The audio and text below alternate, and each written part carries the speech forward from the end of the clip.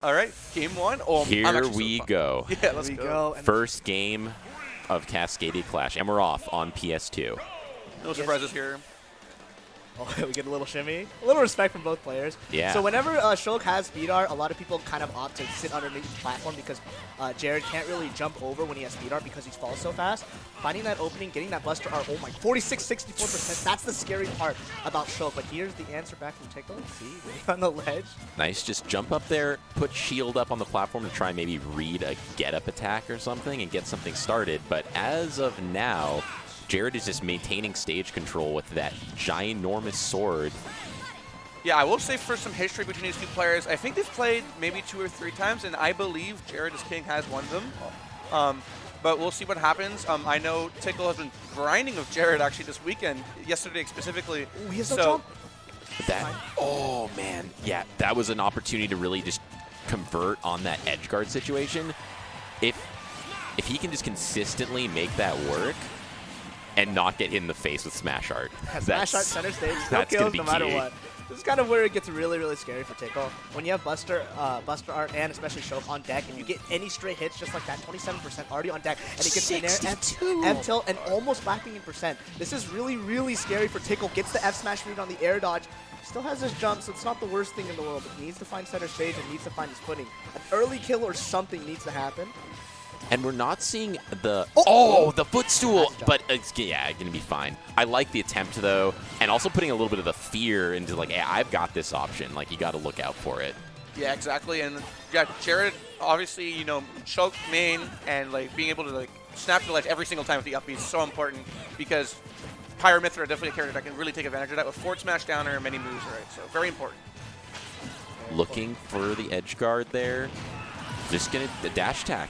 Clean it up. Yeah, nice whiff punish for sure. Yeah, that was really important for Tickle, but if you can get through the Smash Art cycle, which you basically did with that down throw, the Smash Art ticking away, but still have to deal with this ledge trap. I feel like Jared's getting a lot of mileage at this ledge. He's been finding a lot of his openings too. I mean, when you start with Buster Art and you get the 60%, it means so much. Now Tickle again having to fight against this deficit, trying to find his way in. Gets the up throw up there, getting these juggles. But the thing is, if you go tit for tat, it's not going to be in your favor because your damage output is not going to be as exaggerated as Shulk's. That's the one thing with Pyro. As good as Pyro Mythra are as characters, like they're crazy, but like they don't have the ability to stack on the damage like we're seeing here and just convert so quickly. That was definitely not the greatest DI, but I mean, you're probably expecting to get up aired, right? So you want to go yeah. So I don't blame him for doing that, but man, that was a very dominant game one from Jared. Yeah. I mean, every single time Jared spawned or like got a hit at 0%, he took it to 0 to 60 to 120, smash hard, and then suddenly you're not looking too good. Yeah, to your point earlier, it was just the coming off the Angel platform and just going 64% on deck immediately, and like, you know, Tickle was trying to shield. He was getting shield poked because the Buster does so much damage. Yeah, I think just really a pace reset. I would try I would be trying to slow down the pace of the game, frankly. Slowing down the pace is pretty important. Setting the tempo, but Jared did such a good job at kind of like finding his ways in, using the nair, using the timing mix-up with the different arts. But the thing that's really scary is those stray hits from Buster. Let's see if Tickle can adjust, find his footing at the very least, right? He needs to find some space where he can kind of fight back and burn the Buster art, but here we are going to game 2 on small battlefield. Yeah, I think a really big thing that Jared was doing as well was just keeping Tickle in disadvantage and reading all of his landing options, like the aggressive landing options, already air dodge to the ground, and like got literally like full stocks of percent with Buster from that. So just mix up that disadvantage, and I think Tickle will be doing a lot better this game. It's a little smaller stage, so we'll see if he can use this claustrophobia a little to his advantage. Maybe win a little bit more scramble situations. Obviously, Mythra is going to have much better out of shield options than Shulk. Not to say that he can't use out of shield options. That air is being super solid.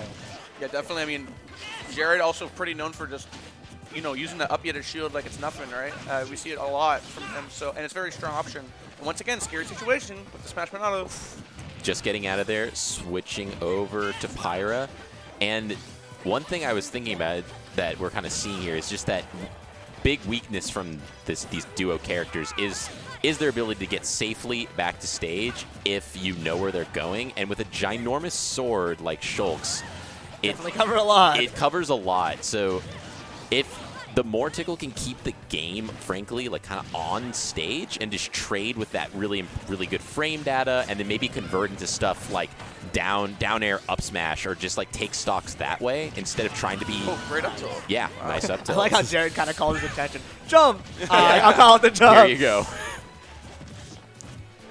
There we go. Tickle, just like being able to use that lead. Like once again, I feel like this is a matchup where like you know, Mythra's neutral and like being able to camp you so well. She can just stare at you and wait for you to do something and punish you. So keeping that lead and just being so patient with her, it's so hard to come back against that character, and that's what makes him so strong. Yeah, I mean, we saw it there. He was breathing on Jared's shield. Jared having that panic option with that air slash, and you kind of just dash away. I mean, Mythra's ground speed is so good. You can kind of see it in effect, almost getting that down air. This is kind of the move that Jared is super scared about because all this rage, down air, up smash might kill at this percent, and you're definitely dying if it gets by. Yeah, and we saw that parry down tilt come out earlier, and maybe that's a little bit of some telegraphing. Got these up tilts from both players, just cleaning up. Anytime they're messing up, the up tilt is there to take the stock.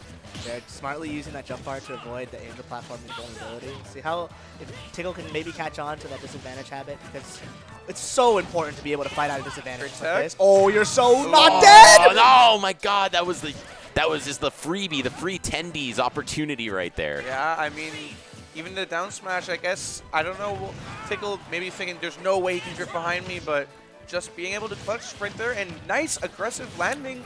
Yeah, respected Jared a little too much there. Kind of waited. I was thinking maybe waiting to bait out an Oh no, that is not what you want to see. Tickle dying at 79% to an up tilt? Yeah, Smash Ronaldo's scary, man. When you go red, it's scary. And that is something you have to be scared of. Suddenly you had the lead, and then you didn't. Now you have to clean up the stock, and you have to do it fast. 19%, not too bad, but that F-tilt covering Jared's aggressive landing. He's been a little bit more preen to Jared fighting at a disadvantage, especially with the super autos. I like that F-tilt. And see if he can reset this neutral. Tries to get the grab, that's the roll through. Oh, nice DI. Behind, yeah.